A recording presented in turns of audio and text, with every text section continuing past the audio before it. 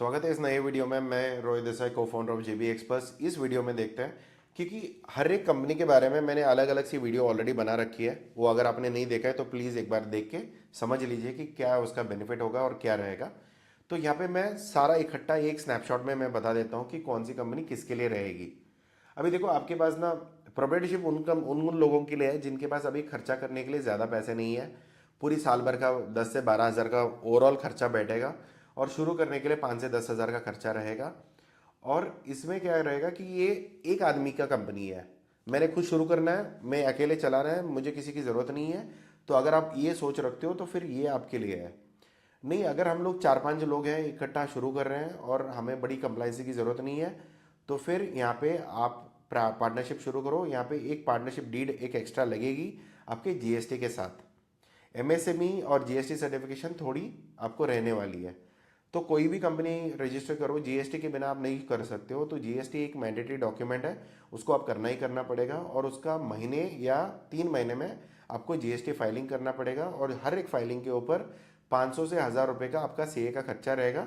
वो आप देख लो कि कौन से सीए से और क्या हिसाब पे आप बात करके आप उसको शुरू करते हो। अगर आपके पास कम पैसे हैं, ये दो ऑप्शन है, पार्टनरशिप और प्राइवेट लिमिटेड कंपनी। ये 5 से 10 हज़ार के बीच वाली कंपनी है। इसको आप शुरू करने के लिए भी इतना ही लगेगा और साल भर के लिए कंप्लायंसेस का खर्चा भी उतना ही रहेगा। अभी देखो, महंगे वाले कौन से हो।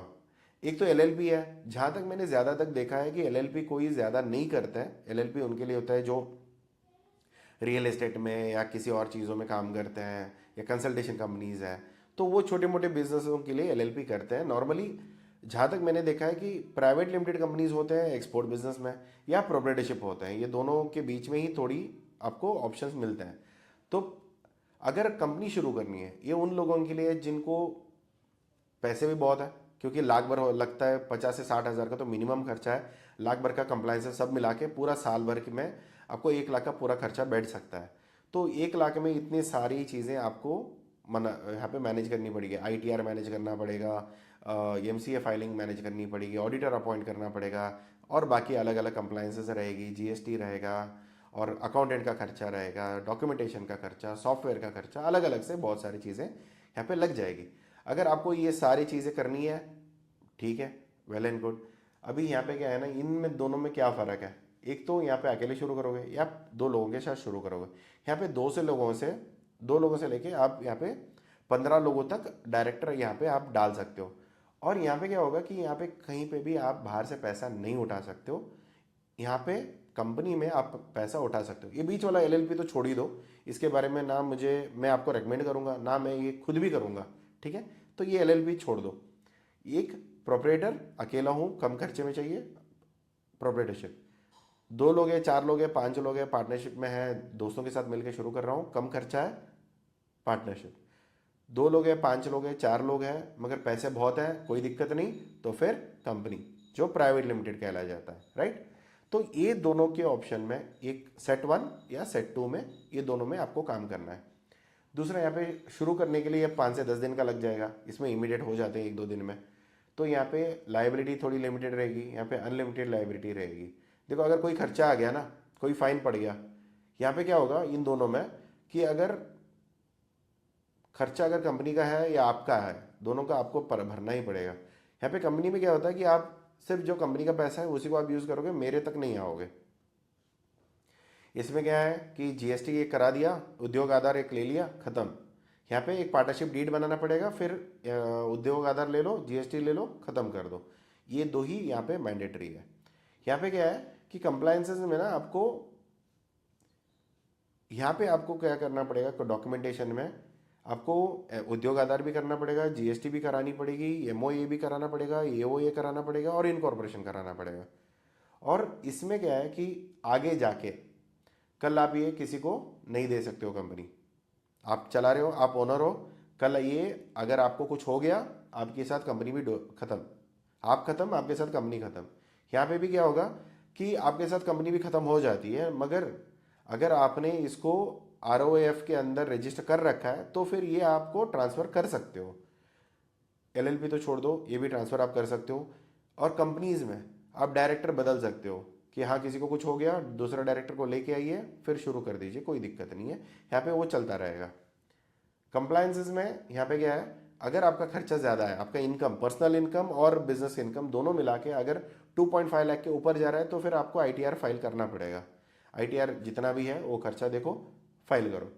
यहाँ पे पार्टनरशिप में आईटीआर आपको फाइल करना ही करना है। इसमें कोई ऑप्शन नहीं है कि हाँ यहाँ पे 2 रुपये का इनकम है, 4 रुपये का इनकम है, कुछ भी नहीं है तो भी आपको आईटीआर फाइल करना पड़ेगा। उसके लिए अलग खर्चे आपको 3,500 से 5,000 का सीए का खर्चा रहता है। और उसके ऊपर अगर कुछ लोग होते हैं कि कितना बचाया उतने लेंगे या कितना कम कराया उतना लेंगे, तो वो अलग अलग सीए का अपना अपना हिसाब रहेगा।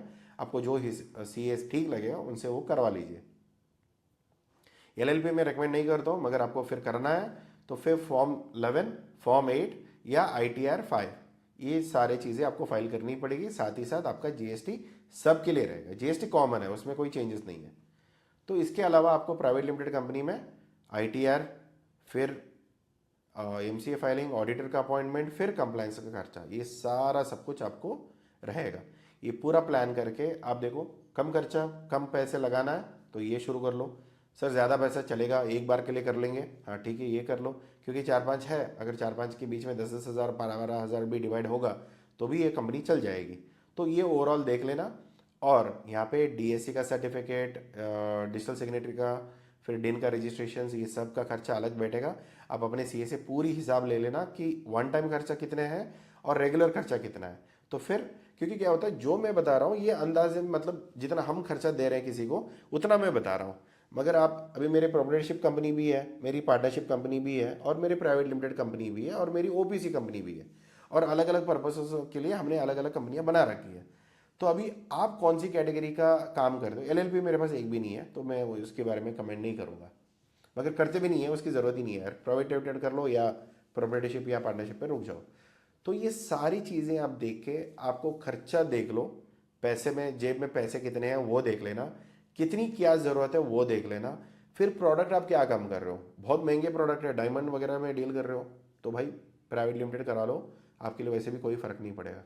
अभी चावल बेच रहे हो या कुछ और कर रहे हो, अभी पता भी नहीं क्या करने वाले हो, तो फिर प्रोप्राइटरशिप रखो। कल कोई नाम बदल के, कोई कैंसिल करके कुछ और शुरुआत करना है तो भी आप शुरू कर सकते हो। क्योंकि क्या होता है ना, प्राइवेट लिमिटेड कंपनी में ना आपको नाम चुनने में ना अलग सी मेहनत करनी पड़ती है। वो नाम है या ये नहीं है, मिलेगा नहीं मिलेगा, एनओसी लेके आनी पड़ेगी, एनओसी के लिए कुछ और खर्चा है क्या, ये सारी चीज़ें हिसाब करनी पड़ती है। ये नॉर्मली आपके लिए सीए करके दे देगा, मगर इतना खर्चा तो है ही, राइट। तो इसके अलग अलग वीडियो बने हुए हैं, वो भी देख लेना अगर इसके एडवांटेजेस और डिसएडवांटेजेस सही है गलत है क्या है, एक बार जानने के लिए। वरना आप इसमें चारों में से कोई भी चुन के शुरू कर सकते हो। तो मिलते हैं अगले वीडियो में, थैंक यू सो मच। और अभी तक आपने सब्सक्राइब नहीं किया तो प्लीज़ सब्सक्राइब कर लो यार। और दूसरी, अगर आपको इस वीडियो से कोई नॉलेज मिला है तो प्लीज़ लाइक भी कर लेना, और हमारे लिए मोटिवेटेड रहेगा। आपका तो 1 रुपये भी नहीं जा रहा है, राइट। तो मिलते हैं अगले वीडियो में, thank you so much, take care, bye bye.